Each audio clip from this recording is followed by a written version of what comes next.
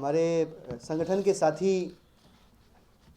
भाई जरनैल सिंह जी, आज supreme court का जो ऑब्जर्वेशन रहा है केंद्र सरकार द्वारा बनाई गई एसआईटी के ऊपर, उस पर अपनी बात आपके सामने रखेंगे। भाई जरनैल सिंह जी। 1984 का जो कत्लेआम हुआ था, आज 32 साल हो चुके हैं उसको। और हमारी जब पार्टी पहली बार सरकार में आई थी, हमने वायदा किया था कि हम एसआईटी बनाएंगे। 49 दिन की सरकार में हमने एसआईटी बनाई, मतलब उसका कैबिनेट ने फैसला किया, लेकिन उसके बाद हमारी सरकार चली गई। अगली बार हमने वायदा किया हम एसआईटी बनाएंगे, और इसमें ये ध्यान रखने की बात है कि 10 फरवरी को 2015 को चुनाव के नतीजे आए। 14 फरवरी 2015 को अरविंद केजरीवाल ने शपथ ली। उसके 2 दिन पहले एसआईटी का गठन केंद्र सरकार ने कर दिया। जो एसआईटी आम आदमी पार्टी ने बनानी थी, जो अरविंद केजरीवाल ने बनानी थी, वो केंद्र सरकार ने बना दी। इन्होंने कहा कि हम 6 महीने में रिपोर्ट देंगे, और 6 महीने में जो केसेस पेंडिंग पड़े हुए हैं उनको रीओपन किया जाएगा। लेकिन 2 साल बीत चुके हैं। 12 फरवरी 2015 से आज 20 फरवरी 2017 हो चुकी है, और अब सुप्रीम कोर्ट को दखल देना पड़ा कि आप इसकी प्रोग्रेस रिपोर्ट दीजिए। और सुप्रीम कोर्ट ने जो ये ऑब्जर्वेशन दी है कि वो लगातार इसकी मॉनिटरिंग करेगा, ये हमारे स्टैंड को विंडिकेट करता है कि मोदी सरकार 1984 के कत्लेआम का न्याय नहीं चाहती है। अभी भी इन्होंने सुप्रीम कोर्ट में कहा है कि 22 केस जो हैं इन लोगों ने रीओपन करने के लिए स्टडी किए हैं। अभी 218 केस अभी भी इनके पेंडिंग पड़े हुए हैं, जिनको ये लोग रिवीजन कर रहे हैं। तो क्या 32 साल हो चुके हैं, तो क्या 32 साल और इंतजार करना पड़ेगा? मोदी सरकार क्यों सोई पड़ी है? दूसरी बात, सुप्रीम कोर्ट का डंडा चलाने के बाद भी 2 साल बीतने पर भी एक भी चार्जशीट दाखिल नहीं हुई है। एक भी चार्जशीट दाखिल नहीं हुई है। हम ये पहले भी कहते रहे हैं कि एसआईटी हमें बनाने देते, और आज भी हम कहते हैं कि दिल्ली पुलिस हमको दे दो, 6 महीने में आपको रिजल्ट दिखा देंगे। सज्जन कुमार और टाइटलर आपको सलाखों के पीछे मिलेंगे। लेकिन ये मोदी सरकार नहीं चाहती है, और दिल्ली पुलिस हमको नहीं दी है।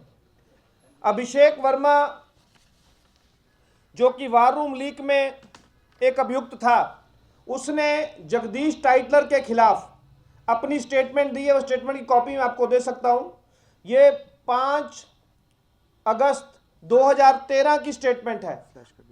आज 4 साल होने वाले हैं, 4 साल। और उसने बताया है कि जगदीश टाइटलर बुलपुल बंगश गुरुद्वारे में जो 3 सिखों की हत्या हुई थी, उसमें जो गवाह था सुरिंदर सिंह ग्रंथी, जो गवाह था, उस गवाह के बेटे को नरेंद्र पाल सिंह को अभिषेक वर्मा ने कहा है कि मुझे जगदीश टाइटलर ने मेरी कंपनी का इस्तेमाल करके उसको कनाडा भिजवाया, उसको $50,000 भेजे, और 5 करोड़ रुपया और भेजा गया। और इसके लिए आईपीसी की धारा 193, 193 और 195A के तहत मनी लॉन्ड्रिंग और इसके साथ ही इनके विटनेस को प्रभावित करने के केस होने चाहिए। लेकिन ये तीनों केस नहीं हुए। जगदीश टाइटलर को अभी कहा गया कि वो लाई टेस्ट होगा, उसका पॉलीग्राफी टेस्ट होगा, पॉलीग्राफी टेस्ट कराया जाए, जो अभिषेक वर्मा ने कहा। अभिषेक वर्मा तैयार है, तिहाड़ में बैठा है कि मेरा पॉलीग्राफी टेस्ट कराओ, मेरा लाई टेस्ट कराओ। लेकिन जगदीश टाइटलर उस लाई टेस्ट के लिए झूठ पकड़ने वाली मशीन के सामने आने से घबरा रहा है। इससे पता लगता है कि जगदीश टाइटलर इस मामले में पूरी तरह से दोषी है। कैप्टन अमरिंदर सिंह, यह भी जगदीश टाइटलर का दोस्त है, यह भी इसके साथ मिला हुआ है, जिसने उसको क्लीन चिट दी है। शर्म आनी चाहिए। इसके साथ ही मैं ये बताना चाहता हूं कि पंजाब में भी जो 1984 में यहां से दिल्ली से उजड़ के लोग घबरा गए थे, पंजाब जाके बस गए, उनको 200 करोड़ रुपए का जो कंपनसेशन दिया गया, उसमें भी घोटाला हुआ है। हमारी सरकार पंजाब में बनेगी, हम उसकी जांच कराएंगे। जो पीड़ितों को जो यहां से वहां पुनर्वासित किए गए, उनके लिए जो मकान बनाए गए लुधियाना के अंदर, उनके ऊपर भी अकालियों के लीडरों ने कब्जा कर लिया है। वो सब छुड़ाए जाएंगे, और इसकी पूरी जांच पंजाब के अंदर जो 1984 के कंपनसेशन को लेकर और मकानों को लेकर जो घोटाला हुआ है, उसकी जांच भी हम लोग करवाएंगे। मैं इतनी बातें आपके सामने रखना चाहता था, अगर आपको कोई सवाल हो तो पूछ सकते हैं। और ये अभिषेक वर्मा की जो स्टेटमेंट की कॉपी अगर किसी को चाहिए होगी तो कॉपी करा देंगे हम लोग। दोस्तों, हम शुरू से ये कहते आए हैं कि केंद्र सरकार द्वारा बनाई गई एसआईटी जस्टिस डिलीवर नहीं करने वाली है, और आज सुप्रीम कोर्ट ने जो ऑब्जर्व किया, इस बात की ज़रूरत महसूस की कि एसआईटी लीपापोती कर सकती है, इसलिए एसआईटी को भी मॉनिटर करने की ज़रूरत है।